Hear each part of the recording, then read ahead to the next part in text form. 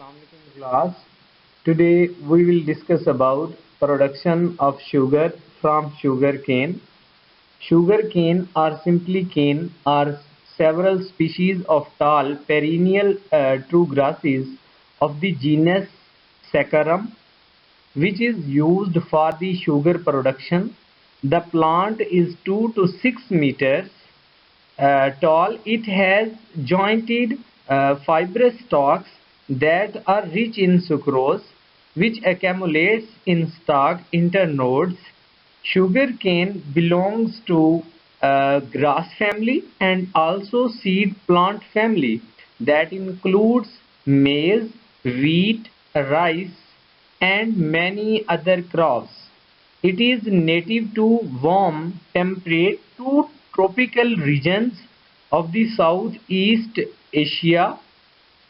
Sugarcane is the world's largest crop by production quantity with 1.8 billion tons produced in 2017. About 70% of sugar produced globally comes from a species of sugarcane which is known as Saccharum officinarum and hybrids of this species. All sugarcane species can interbreed and major commercial cultivars are complex hybrids. Sugarcane accounts for 79% of sugar produced. Most of the rest is made from sugar beets.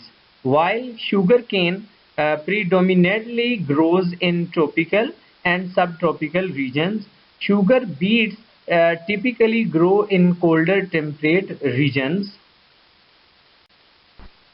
Now sugarcane. Sugar is a broad term applied to a large number of carbohydrates present in many plants and characterized by a more or less sweet taste.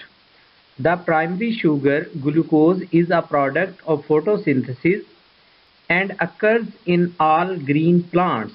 In most plants, sugars occur as a mixture that cannot readily be separated into components.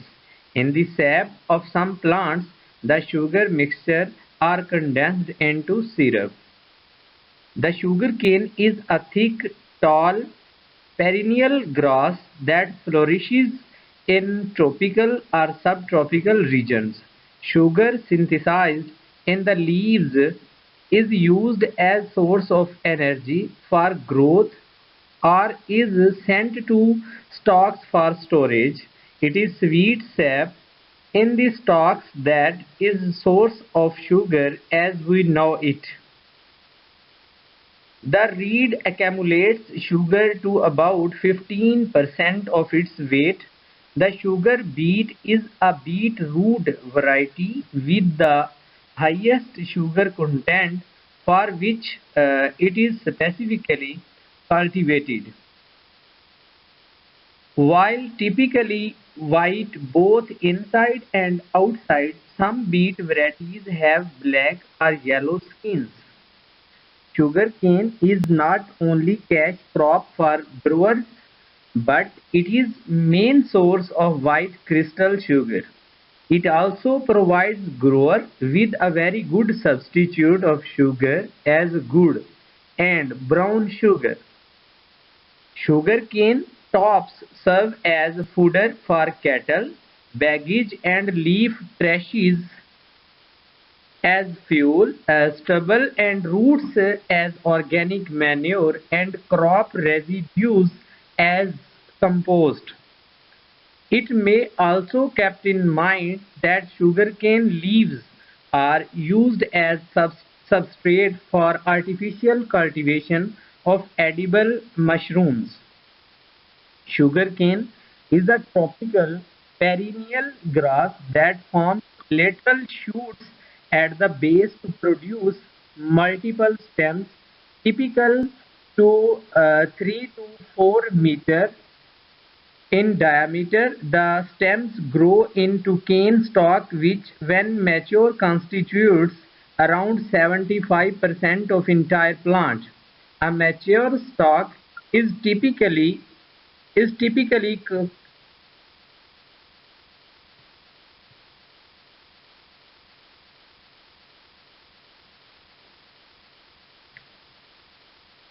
The stems grow into cane stalk, which mature constitutes around 75% of the entire plant. A mature stalk is typically composed of 11 to 16 fiber and 12 to 16% soluble sugars, 2 to 3% non-sugar, and 63 to 73% water. A sugarcane crop is sensitive to climate, soil type, irrigation, fertilizers, insects, disease control, varieties, and harvest period. The average yield of cane stock is 60 to 70 tons per hectare per year. This figure can vary between 30 to 180 tons per hectare, depending on the knowledge and crop management approach used in sugarcane cultivation. Sugarcane is a cash crop, but it is also used as livestock fodder. Sugarcane cultivation requires a tropical or subtropical climate with a minimum of 60 centimeter or 24-inch of annual moisture. It is one of the most efficient photosynthesizers in the plant kingdom. It is a C4 plant able to convert up to 1% of incident solar energy into biomass. Sugarcane is cultivated in tropics and subtropics in areas with a plentiful supply of water for a continuous period of more than 6 to 7 months each year, either from natural rainfall or through irrigation. The crop does not tolerate severe frost. Therefore, most of the world's sugarcane is grown between 20 to 25 degrees Celsius.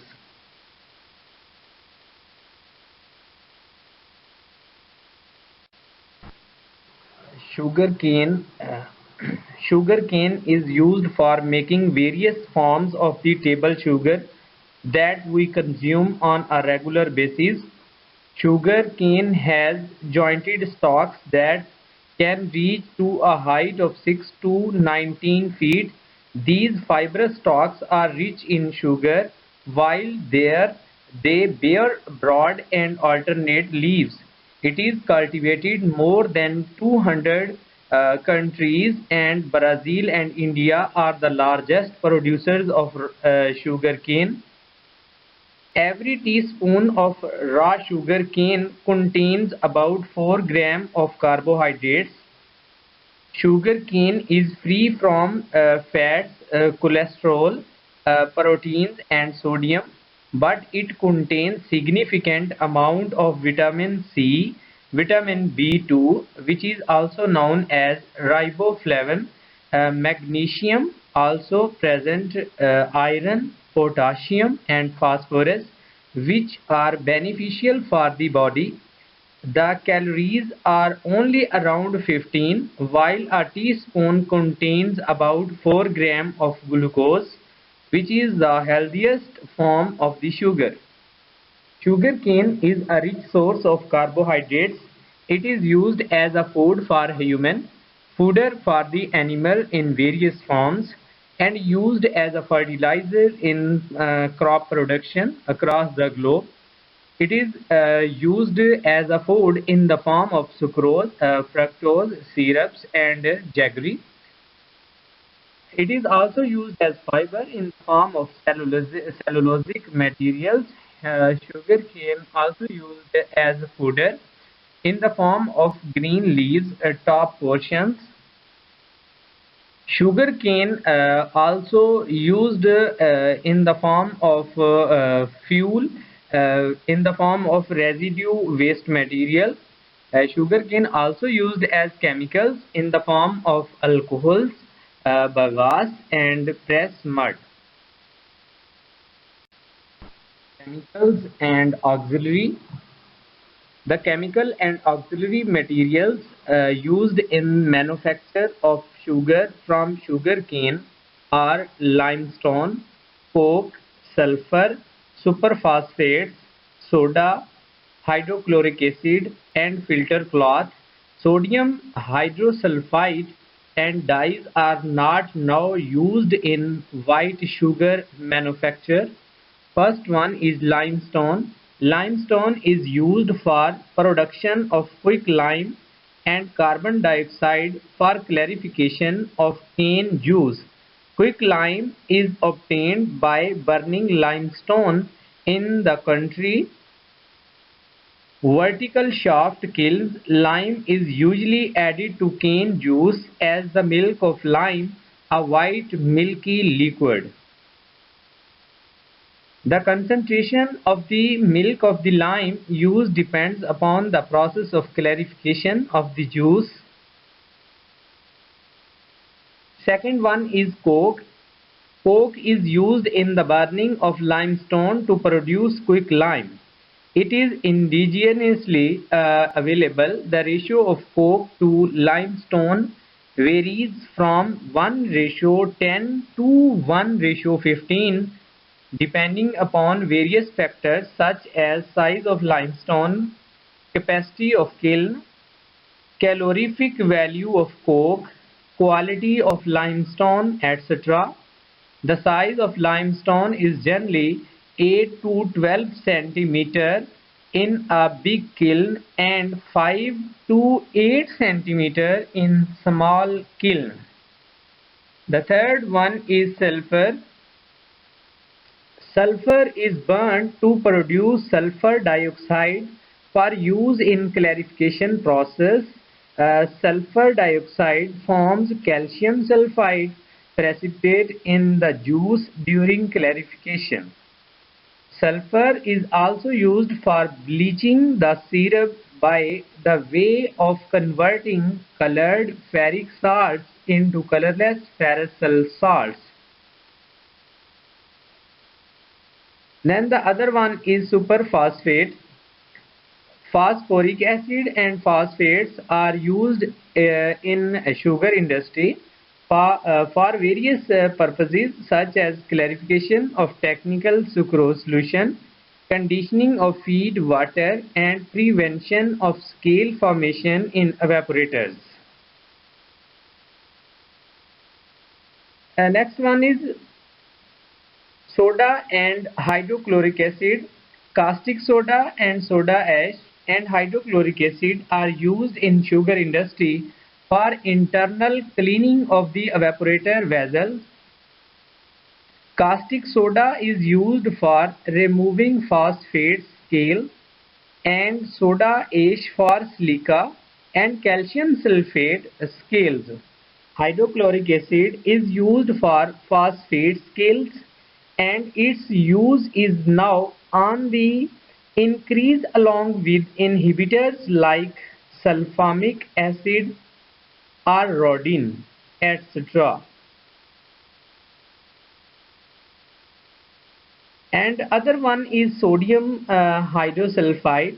Sodium hydrosulfide, usually known as hydrose or blanket, is used for improving the color of the sugar crystals. Average consumption of hydrose in sugar industry is about 0.07 kg per 100 quintals of the cane.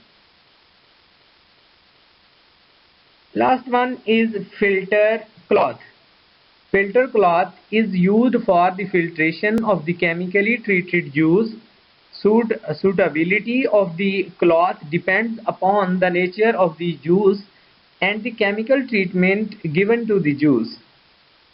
Average consumption of the filter cloth is 0.4 to 0.7 meters square per 100 tons of the sugar cane in carbonation factories and 0.2 to 0.4 meters square per 100 tons of cane in sulfitation factories.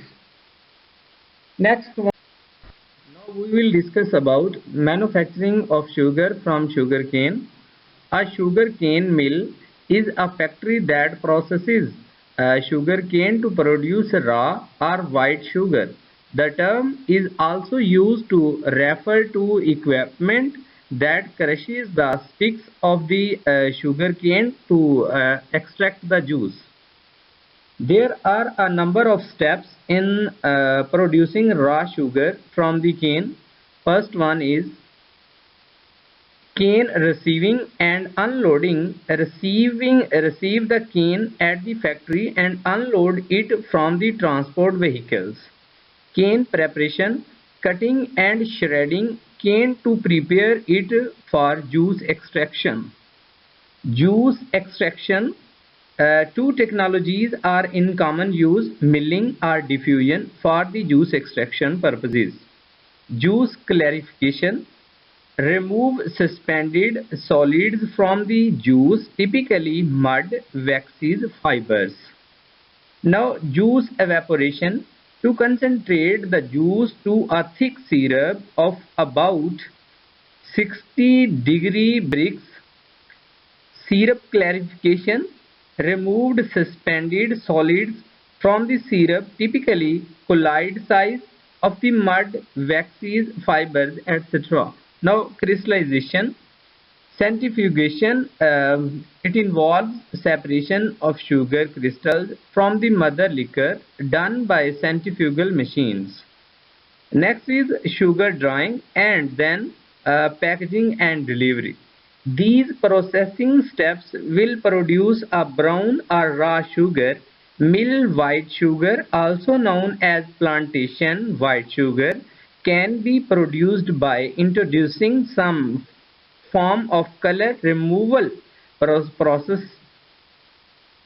It is also known as sulfitation.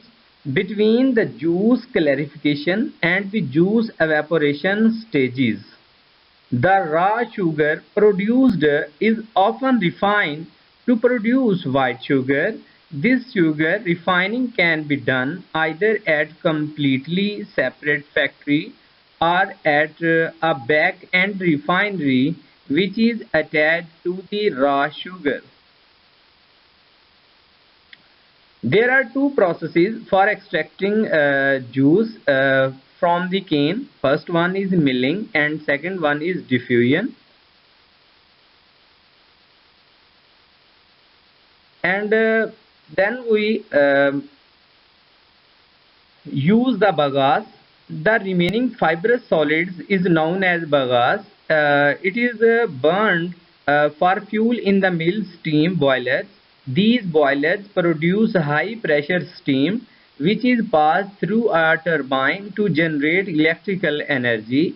The exhaust steam from the turbine is passed through the multiple effect evaporator station and used to heat vacuum pans in the crystallization stage, as well as for the other heating purposes in the sugar mill. Bagasse makes a sugar mill more than energy self-sufficient. Surplus bagasse goes in animal feed, in paper manufacture to generate electricity for the sale. Now the harvesting of the sugar cane. Sugar cane should be fully mature, and the two types of the harvesting of the sugar cane. First one is manual method and the other one is mechanical method.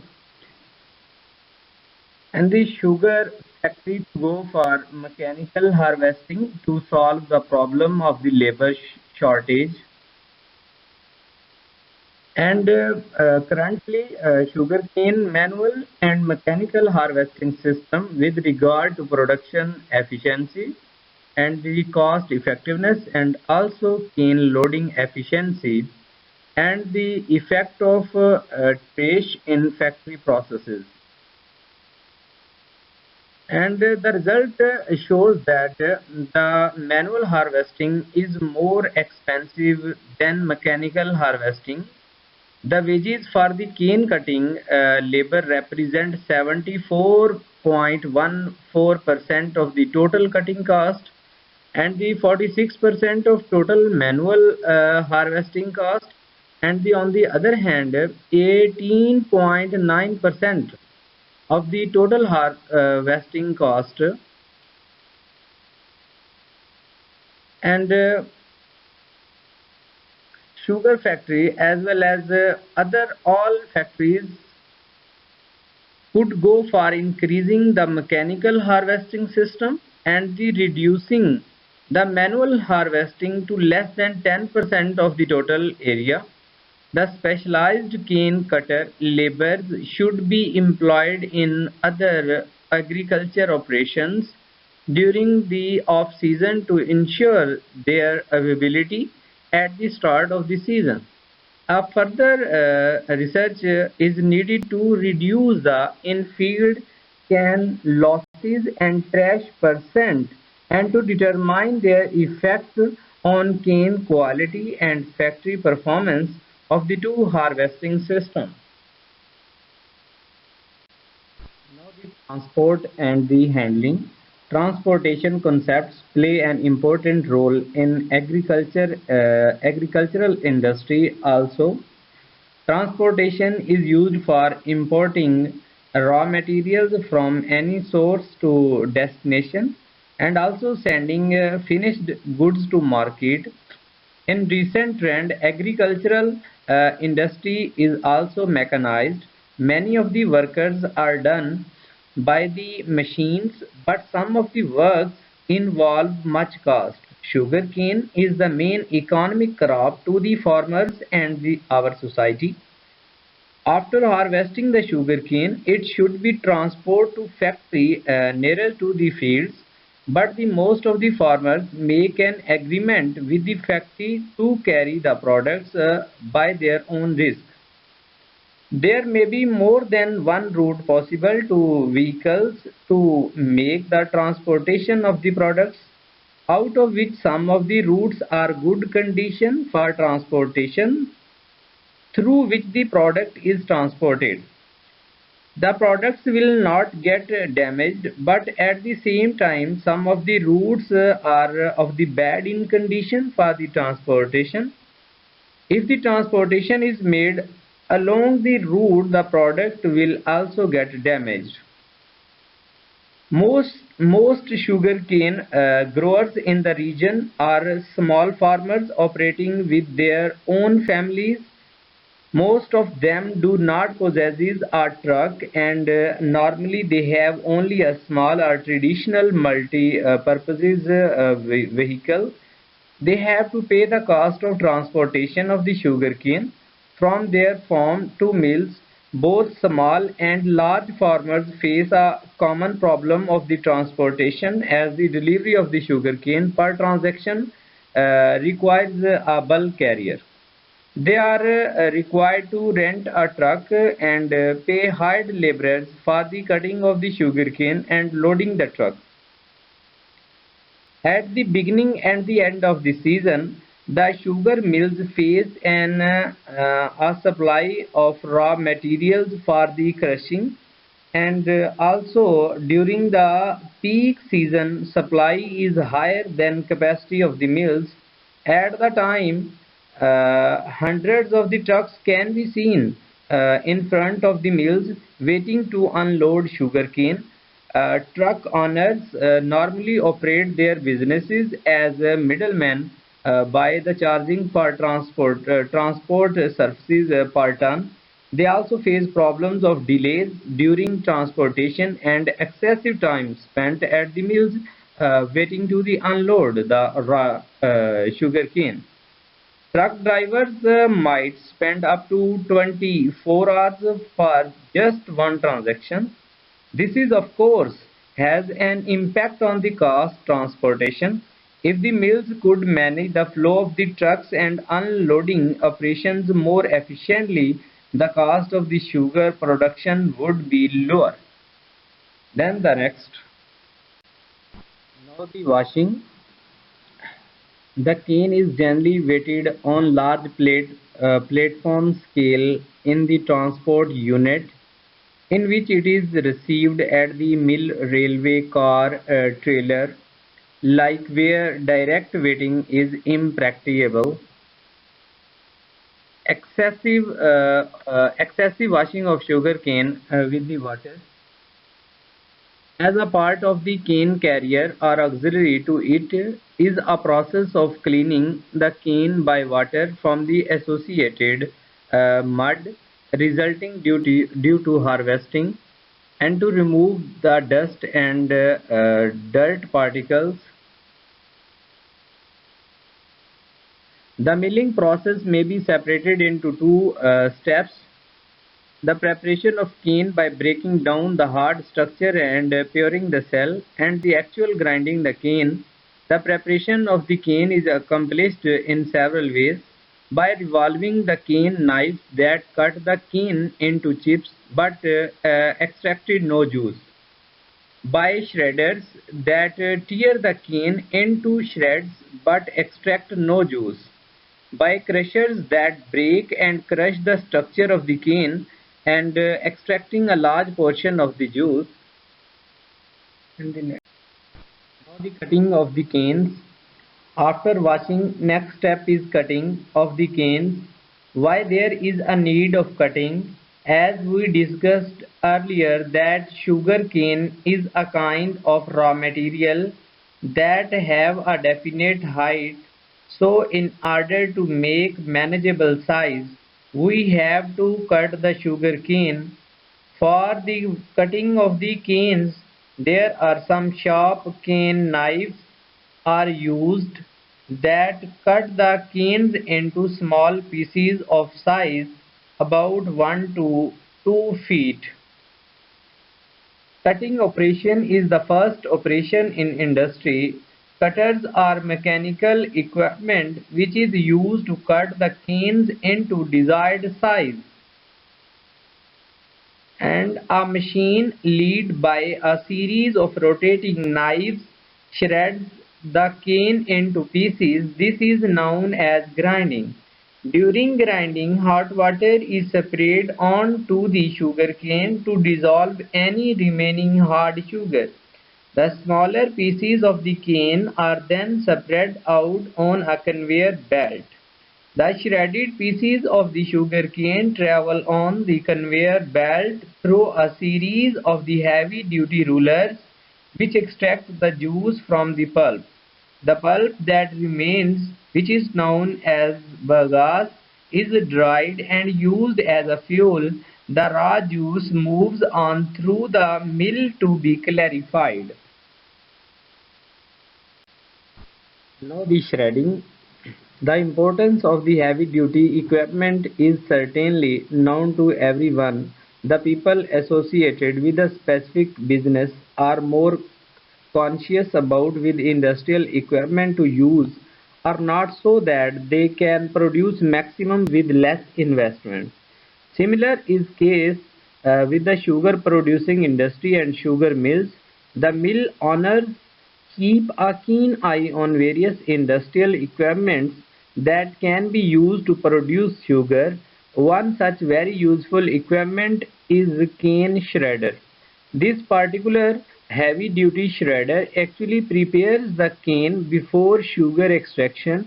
It not only enhances the energetic performance but also maximizes sucrose recovery. It is basically done with efficient energy conversion and with minimum wear. It functions primarily for maximum sucrose extraction, and during the procedure it exposes more fiber particles and also more sucrose. This activity allows the diffuser to maximize the removal of sugar juice from the prepared cane. It also increases the bulk density of the prepared cane, which results in increasing the capacity of the extraction plant. As the machine is so useful, so mentioned below are some of its most significant benefits, which are as follows. First one is cleaning with the help of steaming, allows safe operation using safety switch, offers commendable longevity.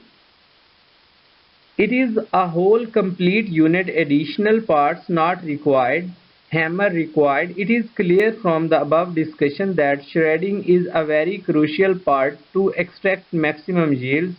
In a simple terms, cane shredding basically requires a mechanical process of stalk in order to allow the juice to be pressed more easily and also get diffused from the cane. Traditional shredders were difficult to use, but with the advancement of the technology, various modern can shredders have come into existence.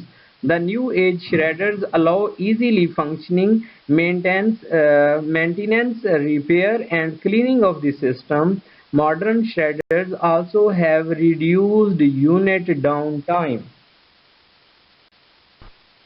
Now crushing.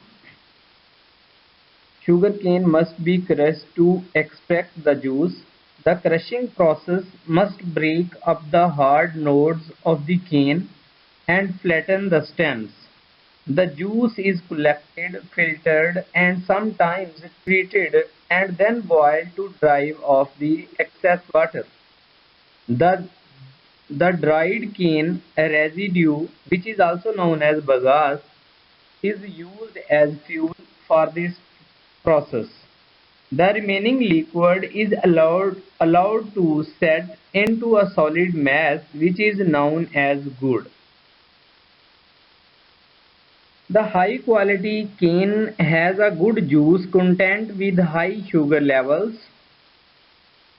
Poor quality cane or cane that has been harvested early may have similar juice content but the sugar levels will be reduced.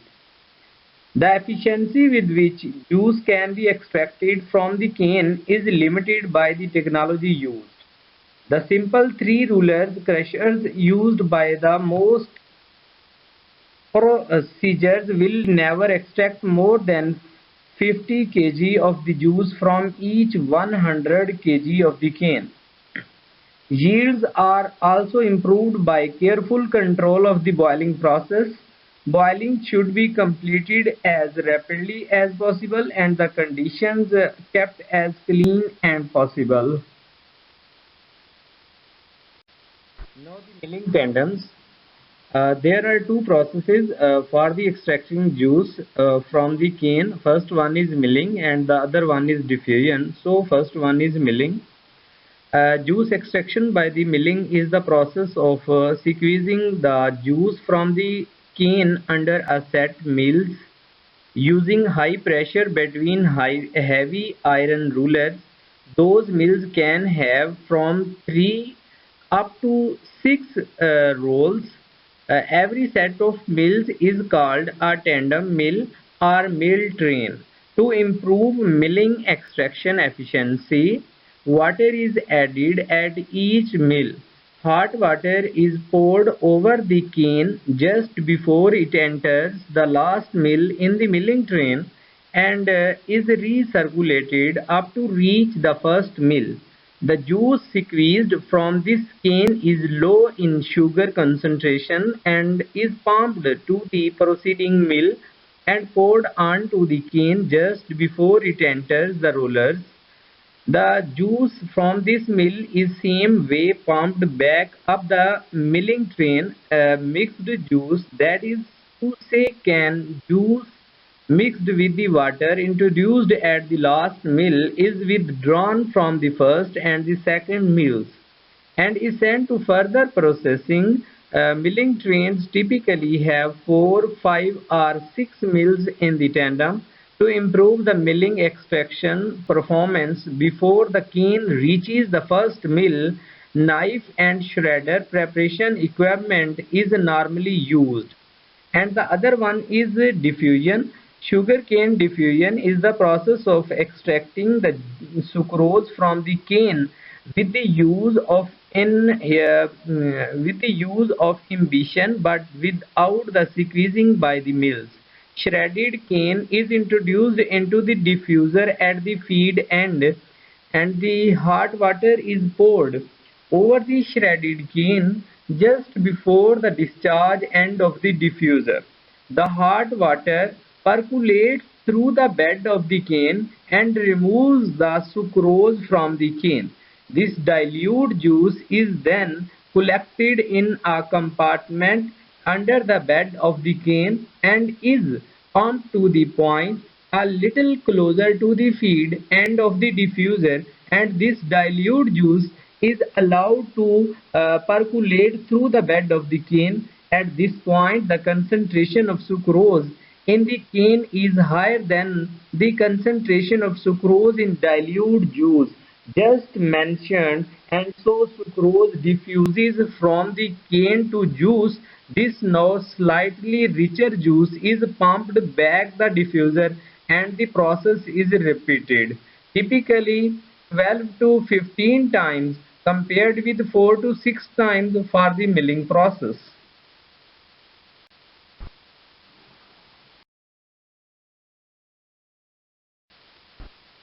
And now products of the mills. First one is sugar cane bagasse and the other one is extracted juice. Now first of all we will discuss about sugar cane bagasse. Bagasse is a fibrous residue left over the after sugar cane is crushed. The fiber content of the bagasse is used in cellulose industries like pulp, paper, particle boards, and cattle feed. This is valued as an important by the product, and efforts are underway to save as much as possible to produce the value added products. Bagasse is traditionally used as captive fuel in sugar factory boiler for raising steam required for the generation of power and driving the prime movers. In recent years, the technology for the making different products such as papers, boards and chemicals are developed, and many countries have introduced energy conservation measures to save as much as possible. After using it as captive fuel for setting up commercial plants, it should either be surplus or saved. It is possible to pool the surplus from a number of factories for supporting a bagasse-based industry. The price of all grades of paper is very high at present, but still such plants are financially valuable. In the wake of a steep decline in the wood supplies and the need to conserve for forest resources, the country has set up bagasse-based particle board and fiber board plants with and without decorated laminations to replace wood-based boards. Production of cattle feed is picking up in those countries and Latin America, as the dispensability of bagasse by the animals is very low due to its lignin content. These countries have set up pre-hydrolysis treatment on the commercial scale. Such type of technology is planned to be developed in future in the country. Now, use of bagasse. Many research efforts have explored using bagasse as a fuel in renewable power generation and in the production of bio-based materials. Bagasse is used as a primary fuel source for the sugar mills. When burned in quantity, it produces sufficient heat energy to supply all needs of typical sugar mill with energy to spare. To this end, a secondary use for this waste product is in cogeneration, the use of a fuel source to provide both heat energy and used in the mill, and also electricity, which is typically sold on the consumer electrical grid. The resulting carbon dioxide emissions are less than the amount of carbon dioxide than the sugarcane plant absorbed from the atmosphere during its growing phase, which makes the process of the cogeneration greenhouse gas neutral. Ethanol produced from the sugar in sugar cane is a popular fuel in Brazil. The cellulose-rich bagasse is being widely investigated for its potential for producing commercial quantities of the cellulosic ethanol. Bagasse potential for advanced biofuels has been showed in this process. However, the compatibility with the conventional fuels and suitability of these crude fuels in the conventional engines have yet to be proven. Bagasse is commonly used as a substitute for the wood in many tropical and subtropical countries for the production of the pulp, paper and board such as India, China, Colombia, Iran, Thailand and Argentina. It produces pulp with physical properties that are well suited for generic printing and writing papers as well as tissue products, but it is also widely used for boxes and newspaper production. It can also be used for making boards resembling polywood and practical particle board called bagasse board and is considered a good substitute for plywood. It has wide usage for making partitions and furniture.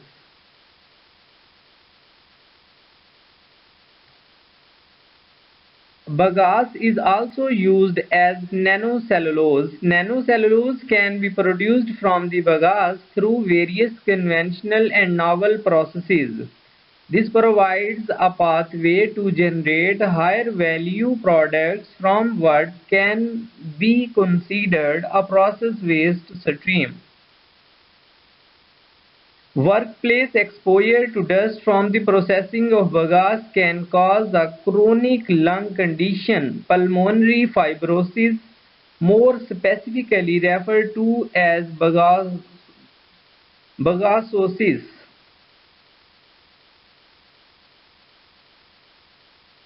Processed bagasse is added to human food as sugarcane fiber. It is a soluble fiber but can help promote intestinal regularity.